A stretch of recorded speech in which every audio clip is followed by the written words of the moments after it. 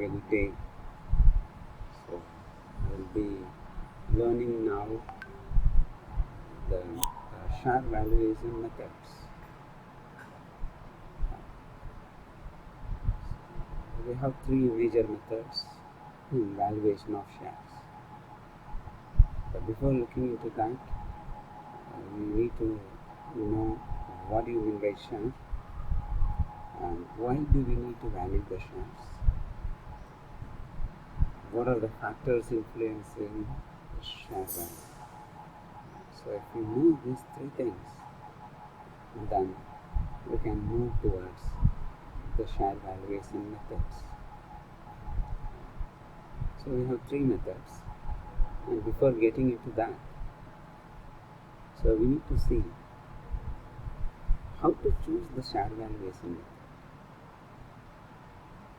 Is that just like that we can choose any one and apply? No, definitely not. So there are some reasons for adopting a particular method for share valuation. It generally depends upon the purpose of valuation. It generally depends upon the purpose of valuation. Please make a note, underline the word. Using a combination of methods generally provides a more reliable valuation. It does not mean that you can apply any one and come out with the value of share. So you can have a combination of methods which will provide a more reliable valuation. So let us see under each approach what the main reason is. So we have three methods, right? So first one is asset-based method, assets approach.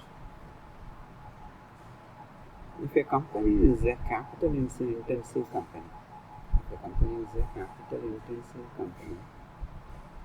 and invested a large amount in capital assets,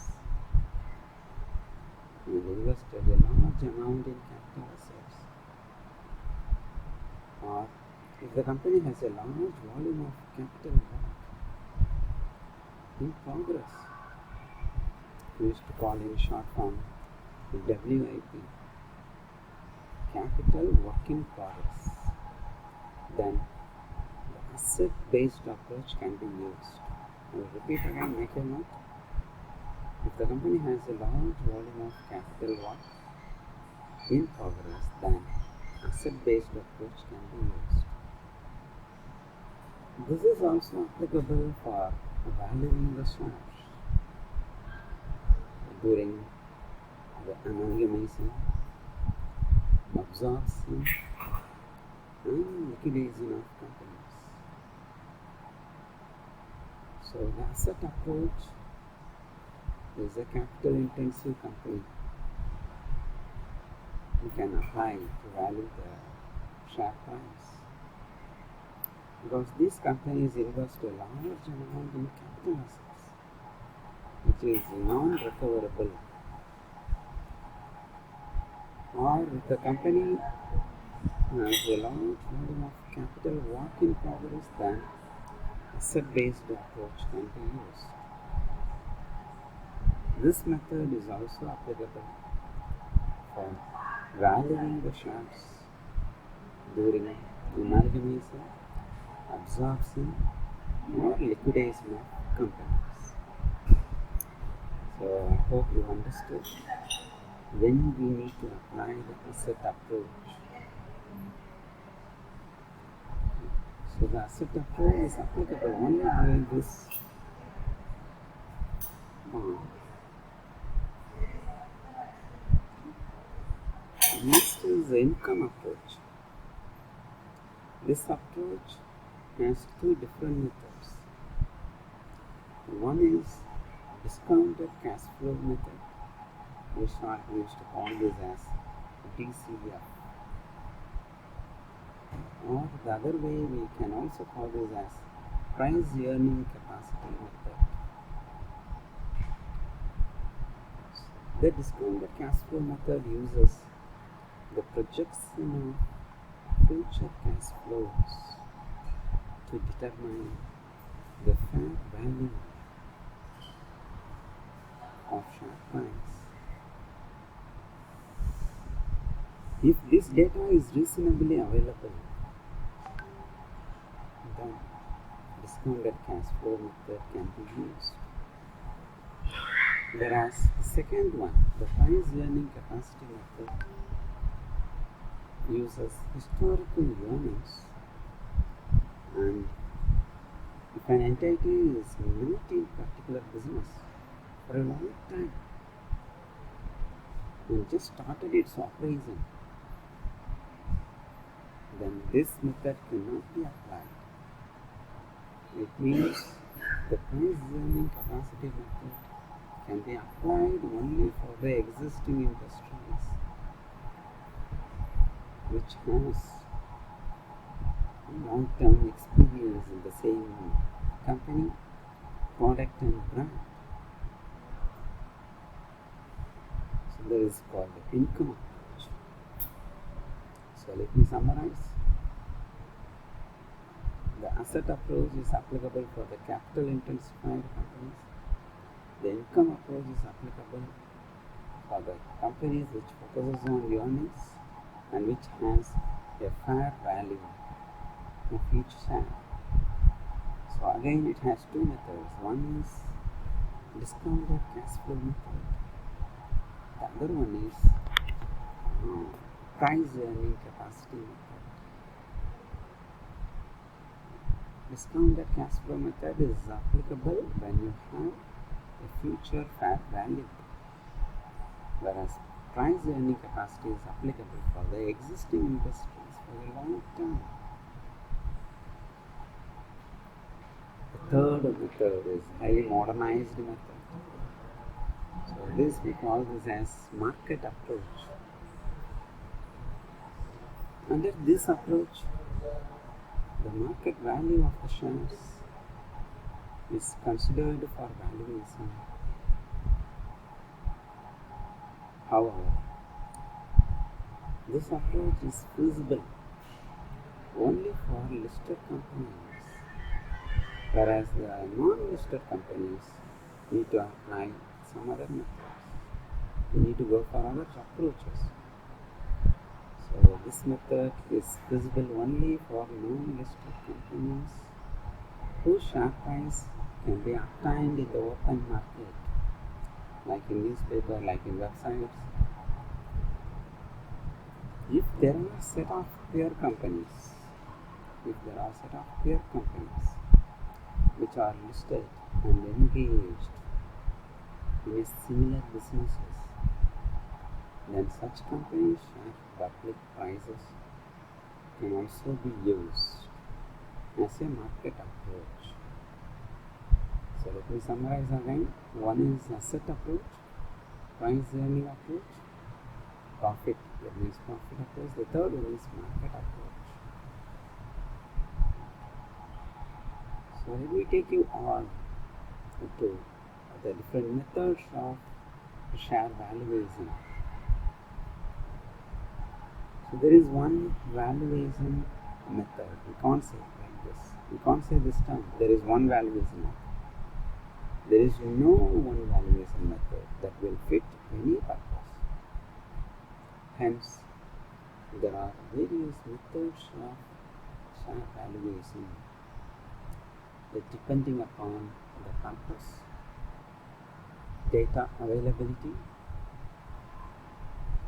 nature and volume of the company, etc. You can have all the factors which we learned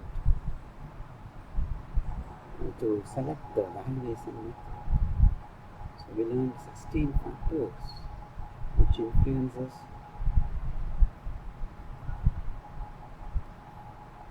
the valuation of shares.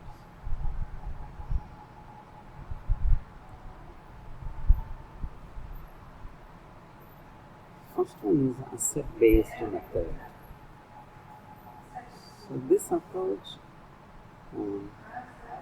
approach is based on the value of the companies assets and liabilities. It also includes intangible assets as well as contingent liabilities. We don't need to exclude that, we can include that. This approach may be very useful to manufacturers, distributors, where a huge volume of capital assets are used. This approach is also used as a reasonable checkpoint to confirm the conclusion derived under the income or market approaches. The income or market approaches.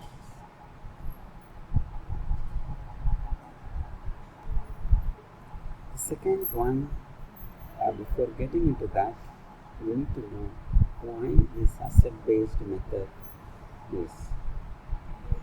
Here the company's net assets value is divided by the number of shares to arrive at the value of each share.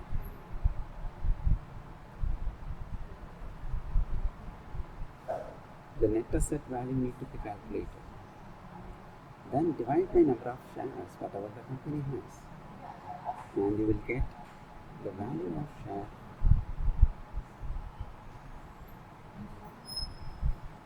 Following are some of the important points to be considered, what I am going to tell you now, while valuing the shares under this method particularly. All the assets, point number one, all the assets of the company, including current assets and liabilities, such as receivables, payables, provisions, should be considered. Fixed assets have to be considered at their realizable value. Fixed assets have to be considered at their realizable value. If the fixed assets is not at all realizable, then of course we can ignore that. Yeah, that's true. If the fixed assets is not at all realizable, most of the fixed assets have realizable value. But if it is not realizable, then it has to be ignored. If it is realizable, we need to take the realizable value only for the calculation.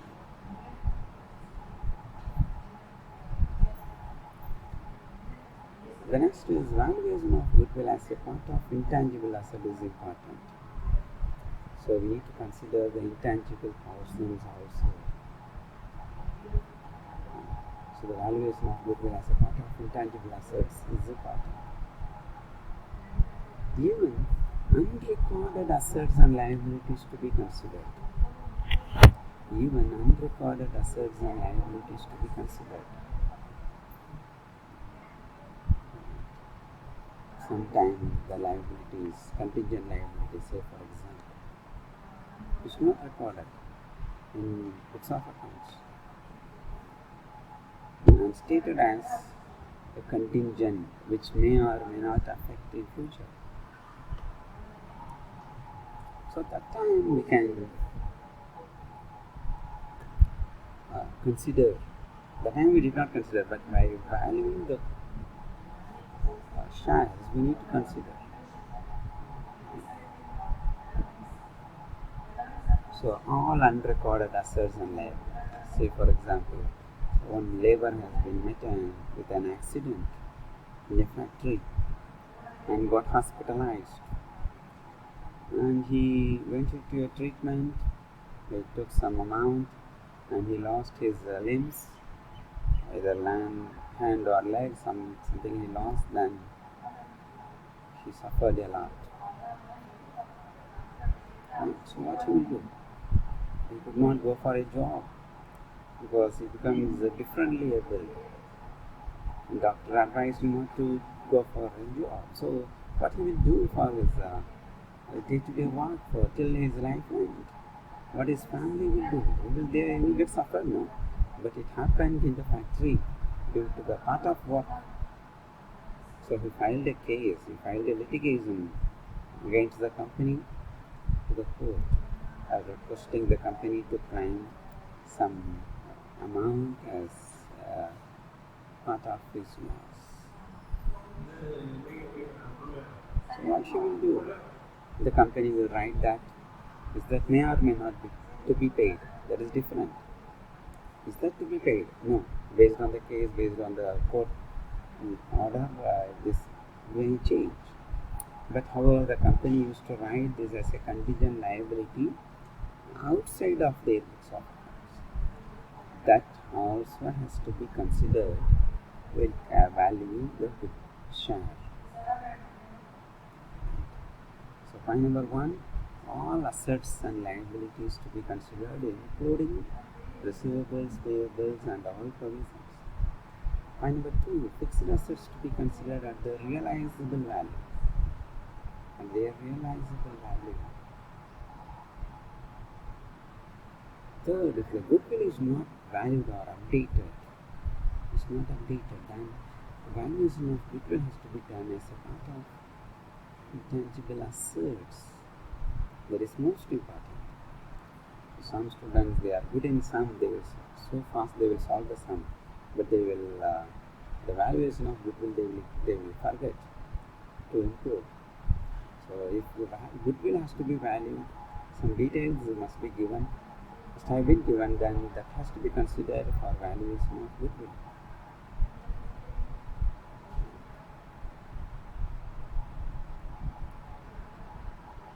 Then only we need to proceed to value the shares.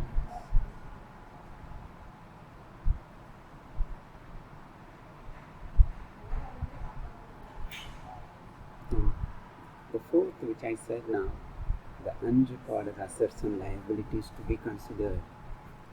The best examples are what I said is that labor met with an accident in a factory.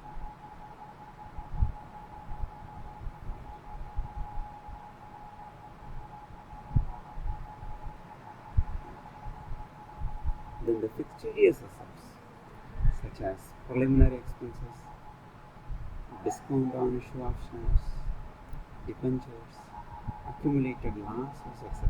should be eliminated. Please make a note. You know this fictitious asset. Fictitious asset is an asset which was a huge expenses made by the company in the beginning of their promotion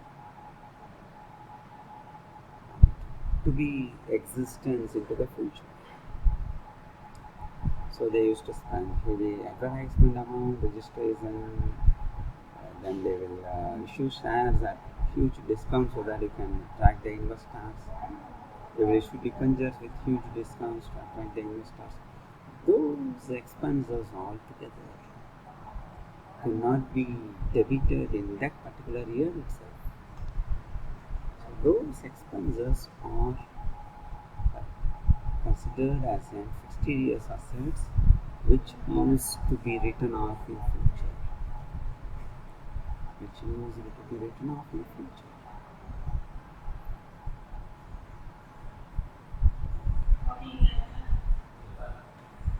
So this have to be eliminated. If this exists in the balance sheet in any form of fictitious assets, this have to be excluded while valuing the share.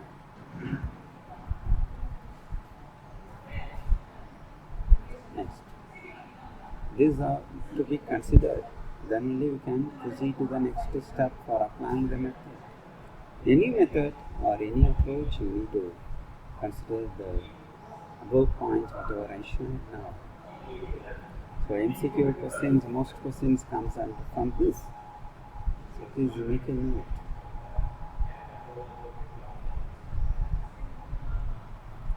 For determination of the net value of assets under the first method, deduct all the external liabilities from the total asset value of the company. Deduct all the external liabilities from the total asset value of the company. Then the result is called as net value of assets. This can be determined total assets minus external liabilities. You will get net value of assets. Then that amount can be used to calculate value per share under net asset approach. So take the net asset value divided by the number of equity shares. So if you divide that, then you will get value per share. So simple. Take the net asset value. If you have preference capital, exclude that, because from the owner's point of view, equity holders' point of view, the preference shareholders also outside. And then divide by number of equity shares. And then divide by number of equity shares. That is value per share. I hope I'm clear with the asset based approach. Next, if you take the income based approach, this approach is used when the valuation is done for a small number of shares. Here, the focus is on the expected benefits from the business investment. The proprietor or the investor would like to assess the expected benefits from the business investment, which means what the business generates in future. It is a common method used to estimate the business value, business proposition value, by dividing its expected earnings by the capitalization rate. There are two other methods used. One is discounted cash flow method. The other one is price earning capacity.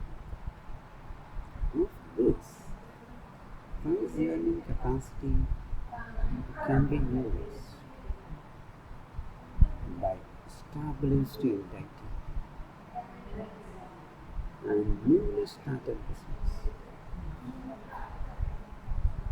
with a volatile short-term earnings expectation.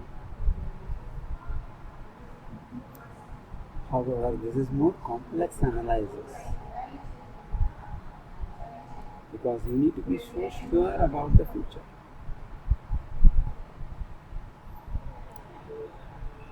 So here the value per share is calculated on the basis of profit of the company available for distribution.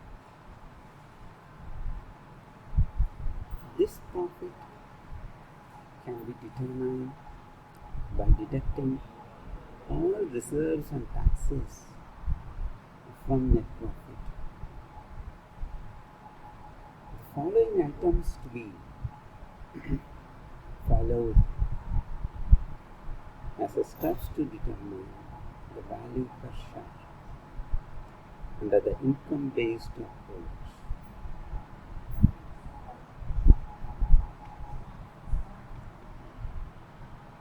One, obtain the company's profit.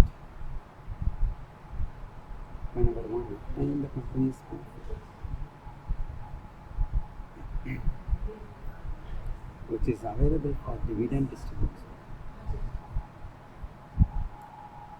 Second step, obtain the capitalized value data. Capitalized value data. Step 3, calculate the share value, which means capitalized value divided by number of shares. So value of share is equal to capitalized value divided by number of shares. So here, what is capitalized value?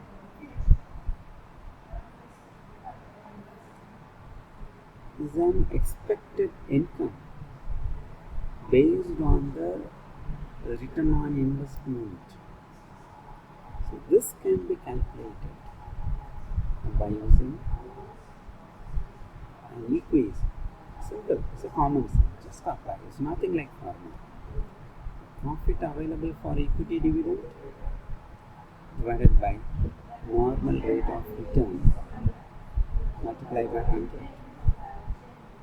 So this percentage is called capitalized value. It's so simple. Profit available for equity dividend divided by normal rate of return. So multiplied by 100 comes only when the normal rate of return expressed in percentage. So if you calculate, by default it comes in amount.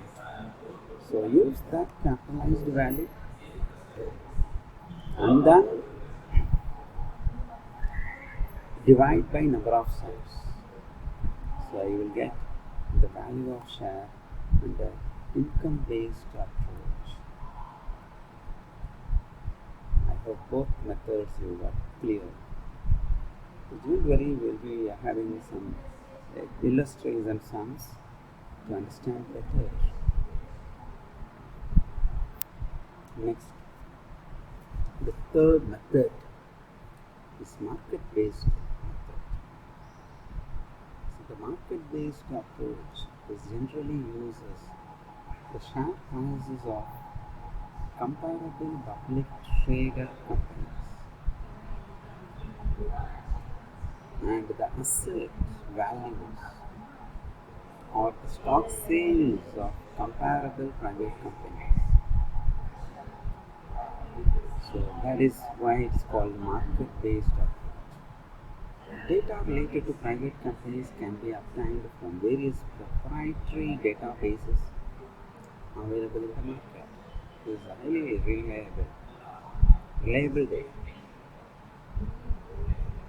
One is more important to know how to choose the comparable companies. So here a lot of preconditions to be kept in mind while selecting the private comparable companies, such as nature and volume of the business, industry and size of the business, financial condition of the comparable companies, the transaction data.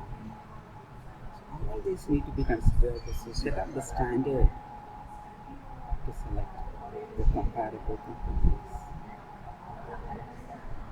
So we have two different methods using this market-based approach. So here we call this as yield method. Here yield in the sense, of course we use the term yield in agriculture field. Here the yield is expected rate of return on an investment. And yield means the expected rate of return on an investment. So what is that? So it has two parts. One is earning yield, the other one is dividend yield. So earning yield means the shares are valued on the basis of expected earning and the normal rate of return. So under this method, the value per share is calculated by using expected rate of earnings. So what is the expected rate of earnings of that particular business? So this can be calculated by using profit after tax divided by equity shares paid up value of that company multiplied by 100 to express that in percentage. So this is expected rate of earning. This is expected rate of earning. Then we can calculate value per share now. So what is the expected rate of earning divided by normal rate of earning multiplied by paid up equity value multiplied by paid up equity value. So expected rate of earning divided by normal rate of earning multiplied by paid up equity value. That is the earning yield method. If you get you to the dividend yield method, under this method, shares are valued on the basis of expected dividend and the normal rate of return.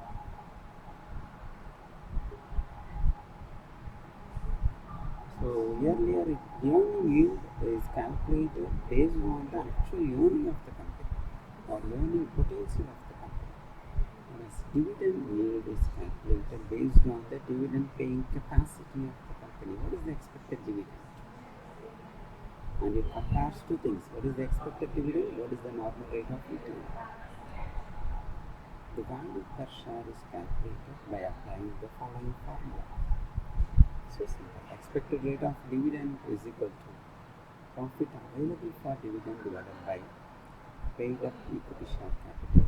First calculate expected rate of dividend. So earlier we have calculated expected rate of earning. Here we need to calculate expected rate of dividend. So here profit available for dividend divided by paid up equity share capital multiplied by 100, you will get expected rate of dividend on the investments made by the shareholders.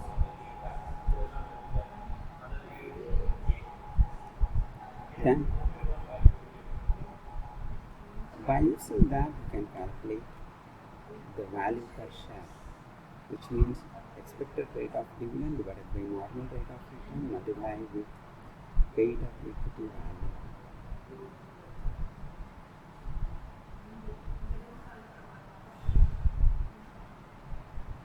So simple. So these three methods we applies to calculate the value of share. So now let me take you towards valuation of share by applying the method in a problem. Take an illustrative sum which is shown now. The following is the balance sheet of NSC Limited is on a particular date. Now they have given liabilities, assets. The liabilities are 4,000 10% preference shares of rupees 100 each, which amounts to rupees 4 lakhs. 60,000 equity shares of rupees 10 each amounts to rupees 6 lakhs. Bills payable amounts to rupees 50,000. Creditors amounts to rupees 1,50,000. Now what are the assets they have? Sundry assets, which is given at the book value, 12 lakhs. Now the market value of 60% of the assets is estimated to be 15% more than the book value. This is called the realizable value of the asset. In the first method we have seen, remember? Yes, good. What is the realizable value of the asset? So here what they say is, out of the total book asset of 12 lakhs, of this 60% is estimated to be realized at 15% more than the book value. That means 115% it will be realized, and the remaining 40% of that asset it realizes at 10% less than the book value. So accordingly we need to calculate the realizable assets value. And they also says there is an unrecorded liability which might be considered as contingent liability. So they have unrecorded liability of rupees 10,000. Now we need to find out the value of equity shares. So here we can assume that the preference shares have no prior claim to the payment of dividend, because all preference shares or to the repayment of capital. So in this background we need to solve the sum. So if we take what is the asset realizable value, so total assets they say 12 lakhs. Of that, 60% it is realizable into 115%, which means 15% more than the actual value. So we can calculate directly 115%. Or we can do what we can do is that we can calculate for 100% total, that means 60%, and then of that 15% we can calculate and add upon that. So both has a similar effect if you know the mathematical equation. Both has the similar effect. So 12 lakhs multiplied with 60% multiplied with 115%, you will get the realizable value of the 60% of the asset is 8,28,000. Then balance 40% of that 12 lakhs is realizable at 10% less than the book value, which means book value is 100, so less than 10% means 90%. Or you can calculate 10% subtract from that 40% of 12 lakhs. Either one, you will get the same result. So if you calculate this, you will get 4,32,000 for that 40% portion. So the total realizable assets are 12,60,000. Total realizable assets are 12,60,000. Now subtract the current liabilities. So what are the current liabilities today? One is bills payable, 50,000, which is given in the liability side of the balance sheet. And creditors, 1,50,000. This is also given. But only thing which is not given is unrecorded liability. It is given as a part of additional information. We have seen in the initial theory part, which means we need to take all the unrecorded liabilities or unrecorded assets and liabilities. So here unrecorded liabilities is given is 10,000. This has to be considered. So total current liabilities 2,10,000. Now if you subtract from the total assets, realizable value of the asset 12,60,000. Subtract the current liabilities 2,10,000. So net result is 10,50,000. Net result is 10,50,000. Then subtract the preference share capital. Subtract the preference share capital. So what is the preference share capital is given? So here the preference share capital is given as 4 lakhs rupees.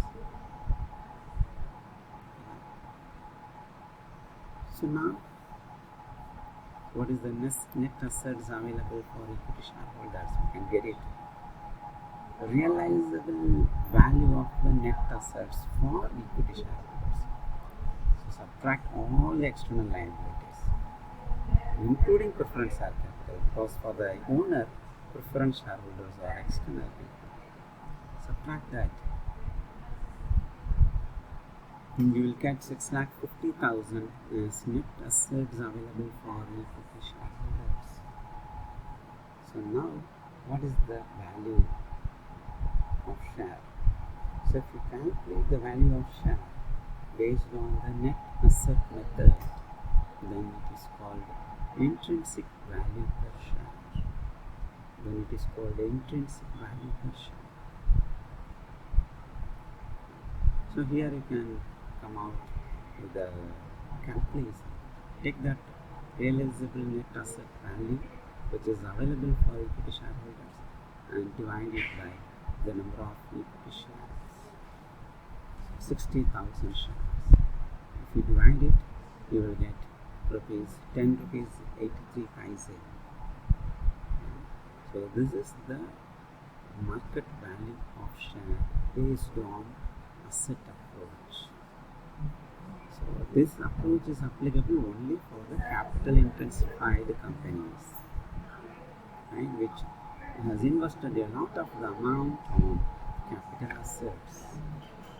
I hope you are able to follow and easily calculate the value. of the share. So this we call as intrinsic value of share. It means it is calculated based on the net realizable assets for equity shareholders.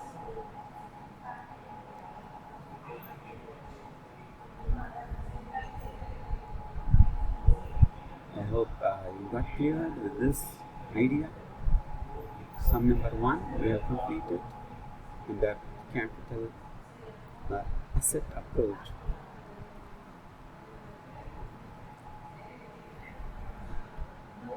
You understand? If you have any doubt, post in the comment. I shall be answered by the faculties right during our webinar. Post your comments so that I can ensure that you have watched the entire video. Good. So I can see few comments now itself. Excellent. I really appreciate the persons who are posting the comment. So whenever you post comment, post from your institutional email ID.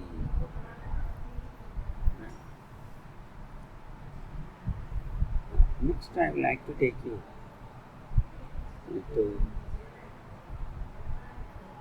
the second method. Yeah, do you remember what is the second method? Yes, do you remember that? So, yes, very good. So what we are going to do now, we are going to apply the capital asset method including goodwill calculation. This is another model, not the second method. The same method we are going to apply asset based approach with the valuation of goodwill.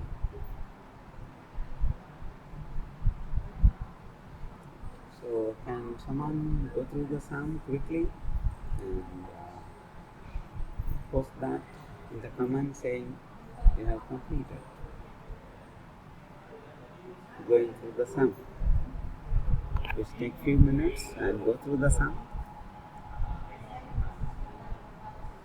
The balance sheet of Saraswati Company Limited disclosed the following position as on a particular date. The liabilities and assets are listed out. Share capital is 6,000 equity shares of ₹100 each. You got 6 lakhs. The profit and loss account 75,000. General reserve 2,25,000. 6% debentures 4,50,000. Sundry creditors 1,50,000. And worksman savings bank account, which is 3 lakh. So the total liabilities 18 lakhs. So now the assets are goodwill, there is intangible asset, but we need to consider that as rupees 1,65,000. Investments rupees 5,25,000. Stock rupees 6,60,000. Sundry debtors rupees 3,90,000. Cash at bank 60,000. So total asset value is rupees 18 lakhs. So with this given balance sheet, we need to proceed to the valuation of share. Before that, there are few additional information which is given here. What is that? First one is the profit for the past 5 years are listed out. Past 5 years. Say for example, year 1 30,000, year 2 70,000, year 3 50,000, year 4 55,000, year 5 95,000. Second, the market value of investments was rupees 3,30,000. The third, goodwill is to be valued at 3 years purchase of the average annual profit for the last 5 years. Now, using this information, we need to find out the intrinsic value of each share. So now we need to pen down our mind first to calculate the goodwill, because the balance sheet has been mentioned as 1,65,000, but whereas in the details, we need to value the 3 years purchase of average annual profit, which may or may not be 1,65,000. So we need to calculate the revised value of goodwill. That is the first step. And then, as usual, what we have done in the earlier sum, we can apply the same to calculate the market value of share. So now let me take you to the calculation of goodwill. The profit for 5 years is the profit for the 5 years. Just add all the profit. If there is a loss, since in this sum we have only the profit, just add, and you will get rupees 95,000 as the total profits for 5 years. Then what we need to do? Take the total, and you will get rupees 3 lakhs. Is that right? Yeah, 30,000. Let me follow. Are you writing in your notebook? I hope so. Please make a note. Write in your notebook and use calculator. So 30,000, 70,000, 50,000, 55,000 and 95,000. So the total profits for 5 years is rupees 3 lakhs. Exactly that. Good. So what is the average profit then? Divide by 5, because we have 5 years profit only. So divide it by 5. I will get rupees 60,000 as average profit per year. Now, what is the goodwill? So they specifically said the goodwill means then a 3 years purchase of the average profit. Now we got average profit 3 lakhs divided by 5 years as 60,000. Now, what is the 3 years purchase of average profit? So 60,000 multiplied by 3 years, you will get rupees 1,80,000. So this is the value of goodwill. Now, but in balance sheet, how much we have? Can you go back and tell me now? Because it is there in the screen, you can see. Yeah, the goodwill in balance sheet is 1,65,000. But here, for valuation, we have calculated again. So we got rupees 1,80,000, which have to be considered. So now let us proceed towards the calculation of intrinsic value of share. The calculation of intrinsic value of share. So how to calculate? You all know, right? So take the realizable assets value, then minus all external liabilities, including preferred share capital, and then we'll get net asset realizable value. We take all the assets at market value, that means realizable assets. So goodwill realizable asset is 1,80,000. Book value is different, 1,65,000. But in the calculated value, that is realizable value, 1,80,000. And then investments is given in book, there is no change, 3,30,000. Stock also given, 6,60,000. They did not say any change about this. And then sundry debtors, so still no difference. So we can apply the same 3,90,000 as then 60,000. So now the total assets of this company, total, not only total asset, total realizable asset. So what is the total realizable asset? Now we add all these things.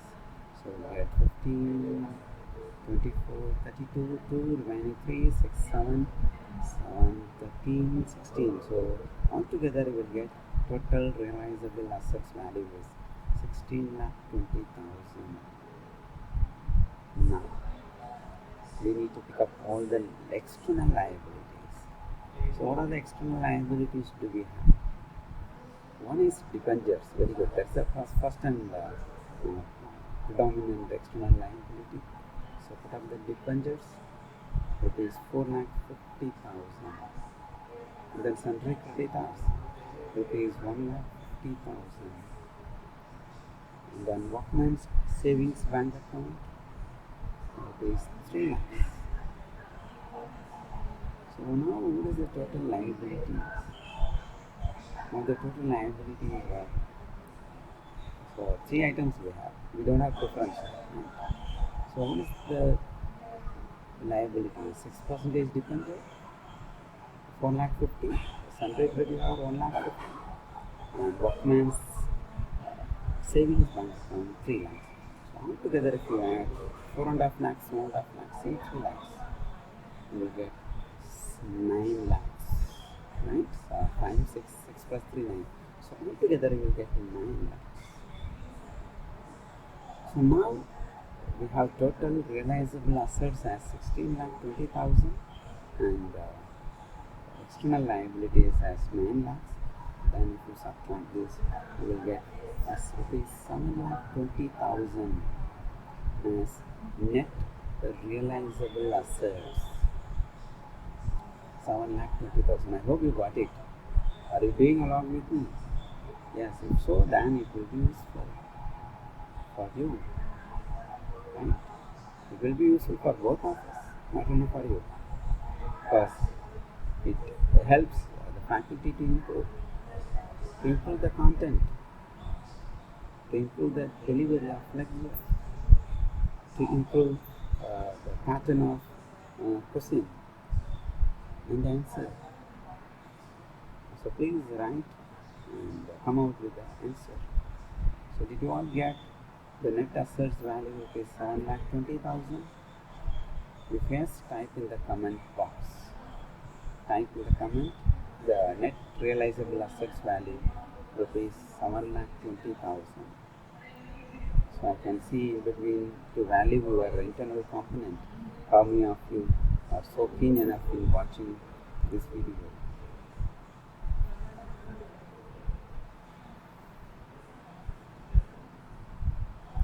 Good. So I could see many comments simultaneously. Excellent. Good.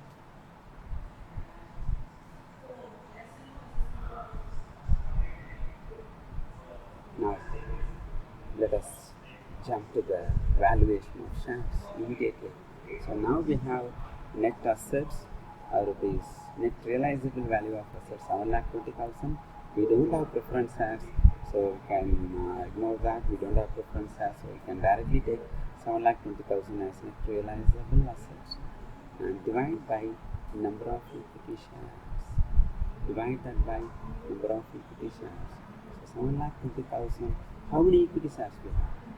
So some students will get stuck here. So how to calculate number of equity shares? Nowhere is given. No, it is easy. Go to the balance sheet.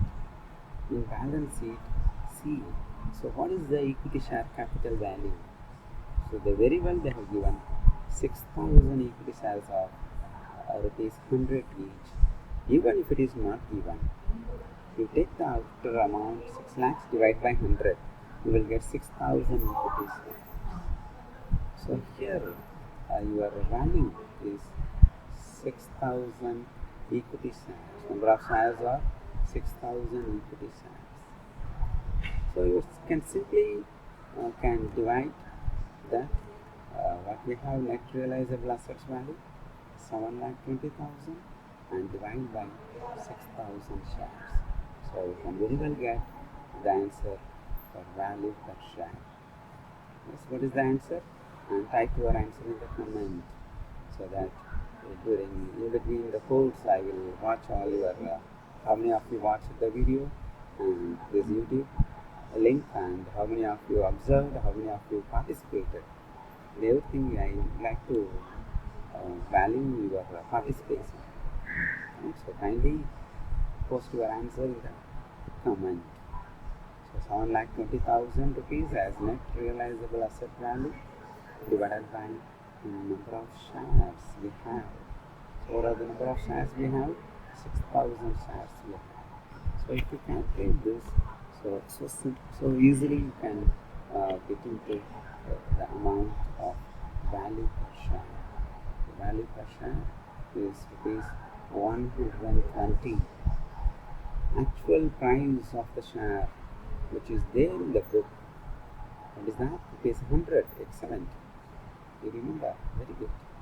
But what is the value per share at the end of our calculation? Because we had some alterations in goodwill, in assets, as well as in liabilities. After adjusting all these things, the value per share in the market is rupees 120. 120. Good. So all of you understood? Clear? Perfect. Still, excellent. I really appreciate your sincere efforts you have taken to watch this class and made the session as a brainstorming session yourself and think about what to do, how to calculate. And some of you, I really wanted by seeing from your camera, I can watch that. Some of you were taking notebook and calculator kept in beside, and you started to calculate. I am really so excited by seeing you all, my dear guys. Excellent preparation. Have a good day, and we will continue with the next other methods in the upcoming class. Thank you. Have a good weekend. Bye.